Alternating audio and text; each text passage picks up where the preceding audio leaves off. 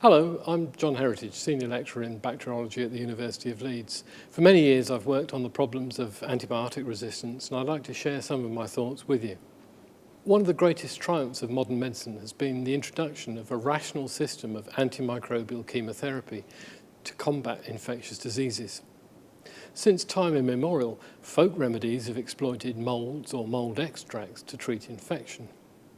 In the early days of microbiology, attempts were made to use extracts derived from fungal cultures to prevent surgical wound infections. Joseph Lister used his own urine to investigate the microbiology of air.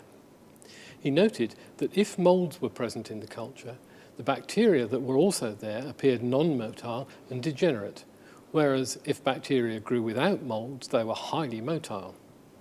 Lister concluded that moulds produce a substance or substances that adversely affected the viability of bacteria. He then reasoned that culture filtrates obtained from moulds should prevent infection if used to irrigate surgical wounds. This practice started 60 years before Alexander Fleming described the antibacterial properties of penicillin, produced from a mould that he had originally misidentified. The problem of producing sufficient antibiotic from mould cultures defeated both Lister and Fleming.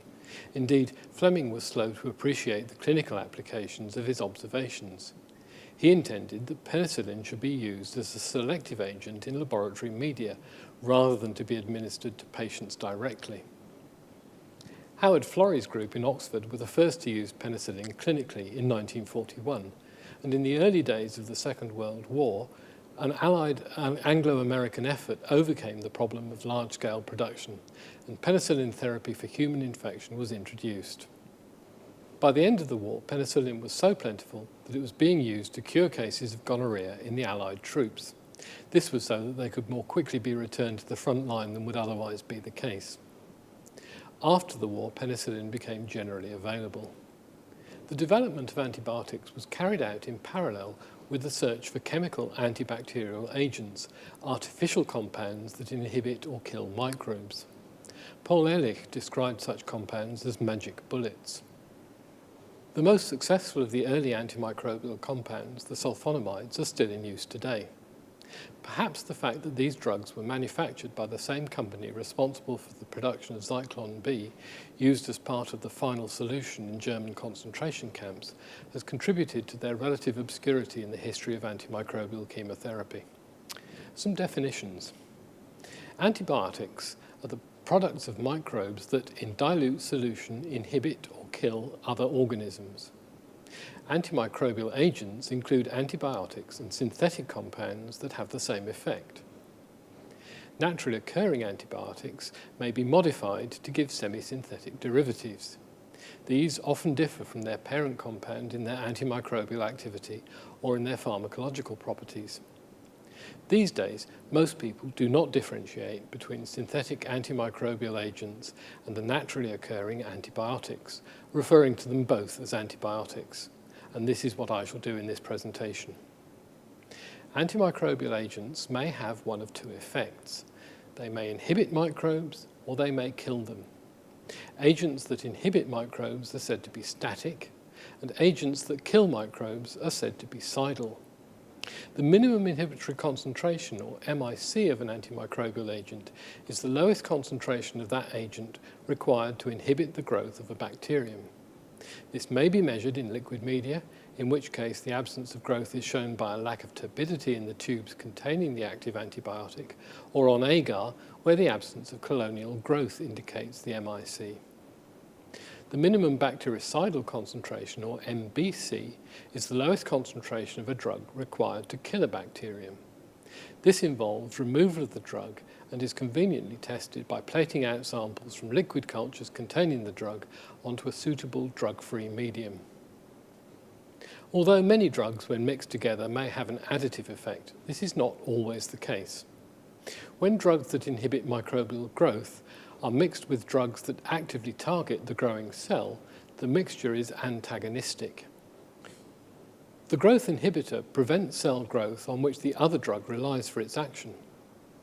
Alternatively, some drugs, when combined, may be more active than would be expected from their combination. Such mixtures are said to be synergistic. A synergistic combination that is exploited widely in medicine is the combination of a beta-lactam antibiotic such as penicillin and a aminoglycoside such as gentamicin. Measuring susceptibility of bacteria to antibiotics. To test susceptibility, a lawn of bacteria is inoculated and discs containing the antibiotics to be tested are placed on the lawn. In a controlled susceptibility test, the discs are placed on the interface between a lawn of a bacterium that is known to be susceptible and a lawn of the test isolate. Plates are incubated under appropriate conditions and the results observed. Targets for antibiotics. The bacterial cell offers a number of targets that are suitable for selective toxicity caused by antibacterial agents. The following may act as targets for the antibacterial agents: the cell wall, membrane integrity, protein synthesis, DNA metabolism, DNA packaging, and RNA polymerase. The cell wall contains peptidoglycan, a unique polymer that contains both L and D amino acids. This is the only structure in living organisms that exploits D amino acids. As such, it should make an ideal target for agents that show selective toxicity. Drugs that attack this structure and kill bacteria should not be toxic to humans because we do not have peptidoglycan. In fact, humans can develop allergy to penicillins, but this allergy is accidental and doesn't result from the antimicrobial activity of the drug. Benzyl penicillin was the first true antibiotic to be introduced onto clinical practice. It can only be used against a limited number of bacteria, and resistance appeared soon after its introduction. Nevertheless, it has provided thousands of derivatives with different properties. Related to the penicillins are the cephalosporins. Together, these are the most successful of antibiotics. Glycopeptides, such as vancomycin, are so bulky that they can only act against a few bacteria, where they prevent the incorporation of peptidoglycan monomers into the growing cell wall. Vancomycin is the mainstay treatment for infections caused by MRSA. It is also used in the treatment of severe pseudomembranous colitis caused by C. diff, when other therapy has failed. The first antimicrobials to be used successfully were the sulfur drugs. These block formation of folic acid from its precursor para-aminobenzoic acid by interfering with an enzyme called dihydrotoate synthetase. Trimethoprim, widely used to treat urinary tract infections, blocks dihydrofolate reductase, the next enzyme in the folic acid pathway. Humans cannot make folic acid. The bacterial chromosome, when linearized, is many times longer than the cell that contains it. Bacterial DNA thus requires packaging to fit into the cell in which it is housed. This and similar enzymes introduce twists into the DNA molecule, causing it to package in a manner similar to an elastic band that has been twisted into supercoils. Quinolones, also antimicrobial agents, prevent packaging of DNA inside the cells.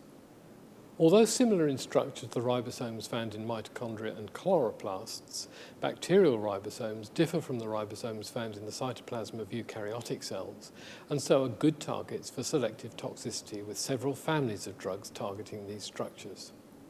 The organelle ribosomes are not easily targeted by antibacterial antibiotics because they are protected by the cell plasma membrane and the organelle membranes, making drug penetration difficult.